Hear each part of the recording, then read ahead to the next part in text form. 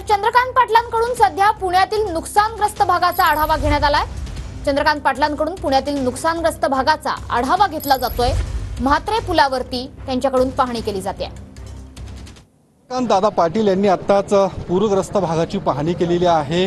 त्यांना दिलासा देण्याचा प्रयत्न चंद्रकांत पाटील यांच्याकडून आहे। त्याचं काय नेमकं नुकसान झालेलं आहे या सगळ्या शहरामध्ये, ज्या पद्धतीने अचानकपणे सगळं पाणी आलेलं आहे?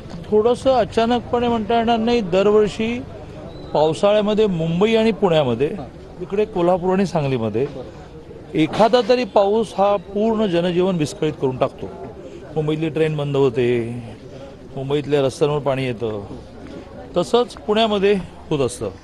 शहरं जशी जशी वाढत चालली तसं पावसाचं पडणारं पाणी वाहून जाण्यासाठीच्या व्यवस्था हे कितीही केलं तरी अपुरे पडणार। 19ला मी महसूल मंत्री असताना माननीय देवेंद्रजींशी बोलून एक अतिशय सगळ्यांना कव्हर करणारा GR काढला।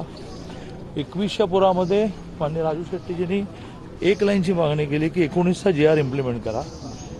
आताही तो GR इम्प्लिमेंट केला जाईल, ज्याच्यामध्ये कपडे भिजले तर पैसे आहेत, भांडी वाहून गेले तर पैसे आहेत, अर्ध घराचं नुकसान झालं तर पैसे आहेत, पूर्ण नुकसान झालं तर पैसे आहेत, मुलांचं दप्तर वाहून गेलं तर पैसे आहेत। कॅमेरामन सुशांत राऊत सह योगेश बोरसे, TV9 मराठी, पुणे।